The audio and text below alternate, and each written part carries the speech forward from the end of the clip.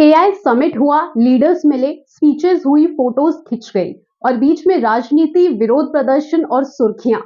लेकिन AI impact summit 2026 सिर्फ नेताओं की मीटिंग नहीं है। ये आपकी जॉब, आपका बिजनेस, आपके बच्चों की पढ़ाई, आपके इनकम, यहाँ तक कि खेती और इलाज तक को अफेक्ट कर सकता है।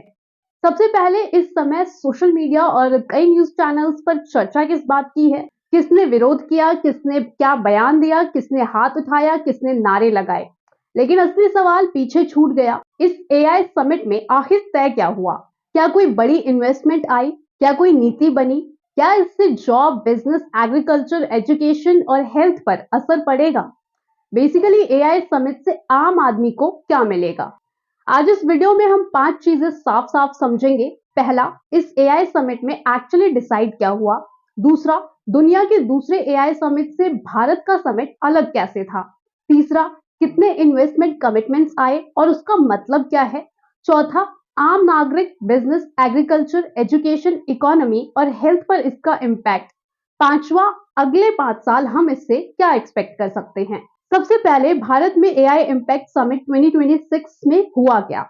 16 से 20 फरवरी 2026 तक न्यू दिल्ली के भारत मंडपम में एआई इम्पैक्ट 2026 ऑर्गेनाइज किया गया। 80 से ज्यादा कंट्रीज शामिल हुई, 20 से अधिक देशों से टॉप रिप्रेजेंटेटिव्स आए, 500 plus global tech leaders, policy makers और इंटरनेशनल ऑर्गेनाइजेशंस मौजूद रहे। सबसे बड़ा आउटकम था Delhi declaration on AI impact. इस घोषणा पत्र को 88 से अधिक देशों और अंतरराष्ट्रीय संगठनों ने समर्थन दिया। अब सीधी भाषा में समझिए कि यह है क्या। इस डिक्लेरेशन में 4 कोर बातें रखी गई। पहला, एआई को इंक्लूसिव और एक्सेसिबल बनाया जाए, खासकर ग्लोबल साउथ देशों के लिए। दूसरी, डिजिटल इंफ्रास्ट्रक्चर जैसे data centres, AI compute power और कनेक्टिविटी को मजबूत किया जाए। तीसरी, स्किल डेवलपमेंट और ट्रेनिंग प्रोग्राम्स एक्सपैंड किया जाए। चौथी, रिस्पॉन्सिबल और ट्रस्टवर्दी एआई के लिए ग्लोबल कोऑपरेशन बढ़ाया जाए। और एक अहम बात, इंडिया इस ग्लोबल एआई समिट सीरीज को होस्ट करने वाला पहला ग्लोबल साउथ नेशन बना। ये सिंबॉलिक भी है और स्ट्रेटेजिक अचीवमेंट भी। ठीक, अब आगे चलते हैं। सबसे इंपॉर्टेंट बात, इन्वेस्टमेंट यानी पैसा। वेल रिपोर्ट्स के अनुसार इस समिट के दौरान लगभग $250 बिलियन तक के इंफ्रास्ट्रक्चर कमिटमेंट्स की घोषणा हुई। इसका मतलब है डेटा सेंटर्स बनेंगे, एआई कंप्यूटिंग फैसिलिटीज बनेंगी, हाई स्पीड डिजिटल नेटवर्क तैयार होंगे।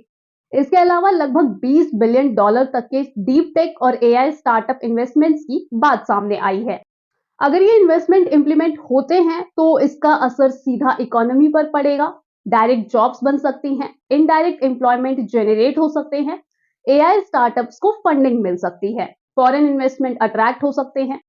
बट यहाँ ध्यान देने वाली बात है, अनाउंसमेंट और इम्प्लीमेंटेशन में डिफरेंस होता है। आगे चलते हैं, अब फटाफट देखते हैं कि अब तक किन देशों में एआई समिट्स हुए हैं और उन एआई समिट्स के मतलब क्या हैं। 2023 में यूके में एआई सेफ्टी समिट हुआ, जिसका फोकस था एआई से होने वाले पोटेंशियल थ्रेट्स और सिक्योरिटी रिस्क। 2024 में सियोल समिट ऑर्गेनाइज किया गया, वहां रिस्पॉन्सिबल एआई और इंटरनेशनल कोऑपरेशन पर डीप डिस्कशन हुआ। 2025 में पेरिस एआई एक्शन समिट हुआ, उसका जोर रेगुलेशन और गवर्नेंस पर था। भारत का 2026 समिट थोड़ा अलग था। भारत में एआई को डेवलपमेंट, एम्प्लॉयमेंट और अपॉर्चुनिटी से जोड़ा, जहां major focus agriculture, health, rural skill development, digital public infrastructure integration था। यहाँ नैरेटिव सिर्फ खतरा नहीं था बल्कि अवसर भी था। लेकिन अगर हम कंपैरिजन करें तो यह भी देखना होगा कि यूरोप और यूके ने रेगुलेशन पर ठोस कदम पहले ही शुरू कर दिए थे।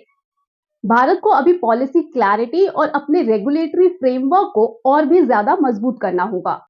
नेक्स्ट है जॉब्स और यूथ। एआई 2 काम करेगा, कुछ जॉब्स रिड्यूस करेगा, कुछ न्यू जॉब्स क्रिएट करेगा।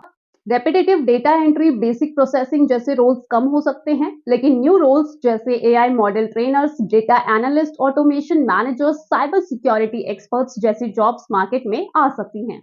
यूथ के लिए मैसेज क्लियर है, स्किल अपडेट कंपलसरी है। अगर एजुकेशन सिस्टम एआई ट्रेनिंग को शामिल करता है तो भारत को डेमोग्राफिक एडवांटेज मिल सकता है।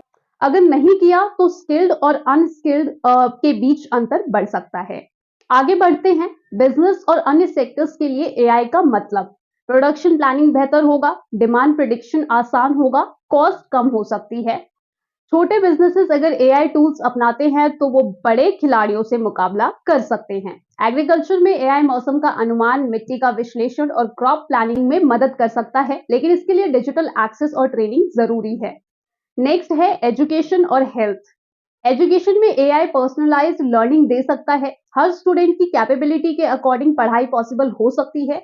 हेल्थ सेक्टर में एआई डायग्नोसिस तेज कर सकता है, मेडिकल इमेजिंग में एक्यूरेसी बढ़ा सकता है, लेकिन प्राइवेसी और डेटा प्रोटेक्शन की चिंता भी साथ आएगी, इसलिए रेगुलेशन बेहद क्रूशियल है। ठीक है, अब हम आगे इससे क्या उम्मीद कर सकते हैं? अगले 5 साल में हमें 3 चीजें देखने को मिल सकती है। एआई इंफ्रास्ट्रक्चर का विस्तार, स्किल प्रोग्राम्स का विस्तार, एआई रेगुलेशन फ्रेमवर्क की शुरुआत। अगर ये तीनों बैलेंस्ड रहे तो भारत एआई इकोसिस्टम में मजबूत स्थिति बना सकता है। अंत में क्या भारत का एआई समिट सक्सेसफुल रहा?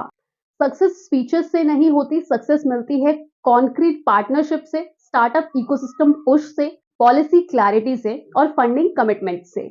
अब देखना यह है कि क्या जो अनाउंस हुआ है वो ग्राउंड पर इंप्लीमेंट होगा। समिट तभी सक्सेसफुल माना जाएगा जब एआई सिर्फ पैनल डिस्कशन से निकलकर भारत के हर उस सेक्टर तक पहुंच जाए जिसका दावा किया जा रहा है। मेरा नाम रितेशु है और आप देख रहे थे नेशनल ब्रीफ। ऐसे ही सीरियस और स्ट्रक्चर्ड एनालिसिस के लिए नेशनल ब्रीफ को फॉलो करें, क्योंकि हम सिर्फ खबर नहीं दिखाते, उसका मतलब समझाते हैं।